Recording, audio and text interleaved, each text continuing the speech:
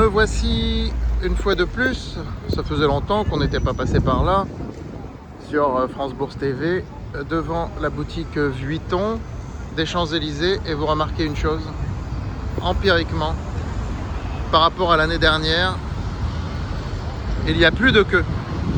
L'année dernière, je ne sais pas si vous vous souvenez, à la même époque, au mois de juin, j'étais venu filmer, il y avait une queue monumentale. Il n'y a plus de queue. Vous voyez que la baisse du cours de LVMH en bourse n'est pas fortuite. Hein? Souvenez-vous, l'année dernière, j'avais fait exactement à la même époque une vidéo devant cette boutique. On voyait une queue monumentale. Entre-temps, le titre a perdu 20 ou 25%, ce qui n'est pas rien. Je vous rappelle que c'est quand même l'ancienne plus grosse star du CAC 40. Et on voit aujourd'hui dans la consommation que ce que le marché avait anticipé, eh bien, il l'avait bien anticipé.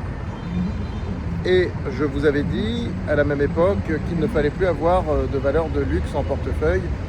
Et vous voyez que ma recommandation était tout à fait fondée. Alors qu'on ne se trompe pas, LVMH reste une des plus belles entreprises françaises, un très beau symbole de la France, extrêmement bien dirigé. C'est juste que le luxe, d'une manière générale, traverse une période, non pas de crise, mais un changement de paradigme.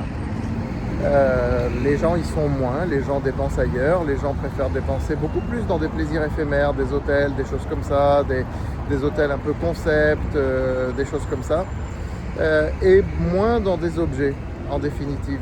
Alors LVMH est positionné aussi, n'est pas positionné que sur de la maroquinerie, hein, est positionné aussi sur plein de choses, mais je veux dire, ce qu'il y a de plus visible d'LVMH, c'est-à-dire ça, ben vous voyez que ce n'est plus du tout la même fréquentation que les années précédentes. Voilà. Je reste complètement à l'écart des valeurs du luxe pour le moment. Un jour viendra où il faudra s'y réintéresser, mais pour l'instant, leur rang social est en train de baisser progressivement dans la hiérarchie boursière des actions, avec des PER qui sont donc de plus en plus faibles, de plus en plus bas, puisque le PER traduit le rang social d'une action. Et là, ben, vous le constatez. On est aux Champs-Élysées, on est au mois de juin, même s'il ne fait pas super beau, on a eu un plus beau temps la semaine dernière, mais comme vous le constatez, les champs restent quand même très fréquentés, comme d'habitude, et pourtant il n'y a pas la queue qu'il y avait chez LVMH les autres fois à la même époque, et surtout l'année dernière à la même époque. Voilà. Mais je vous dis, le rang social, tant qu'il n'a pas fini de baisser, alors jusqu'où ça va arriver, des PER de 13, 14, 15, c'est possible, on est encore à 20, 21 actuellement. Mais on était à 28, 29, 30, voire plus, il y a quelques années de cela. C'est important de le savoir. Et là, comme vous le voyez, les travaux ne sont pas finis. Alors ça, lorsque ça sera fini, ça mettra un coup de projecteur hein, sur LVMH. Ces travaux qui font énormément parler hein, avec cette valise géante Vuitton en plein Champs-Élysées. Moi j'aime bien, très franchement moi j'aime bien. Il y a beaucoup de gens qui détestent, qui trouvent ça très ostentatoire.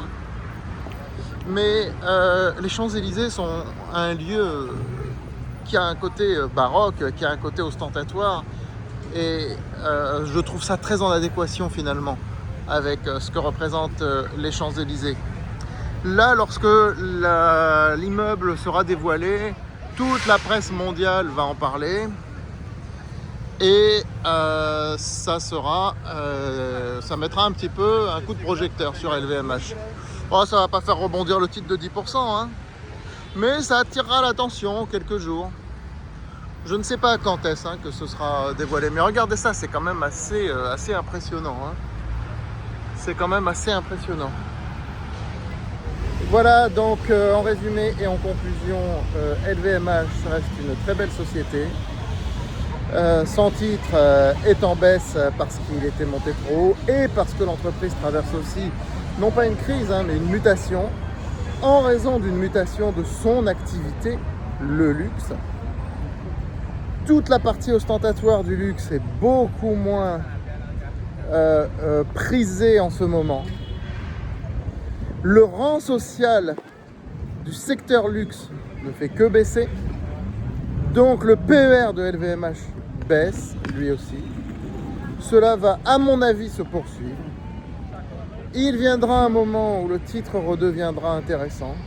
Mais pour moi, aujourd'hui, 3 juin 2026, ce moment n'est pas encore arrivé. Et puis on attend avec impatience de voir ce qu'il y aura derrière cette superbe valise LVMH. Il fait quoi, 150 mètres de long pour 30 mètres de haut, quelque chose comme ça, c'est impressionnant quand même. Mais j'aime cette démesure, personnellement. Et ce n'est pas pour autant que je recommande LVMH. Je vous dis à très vite sur France Bourse TV.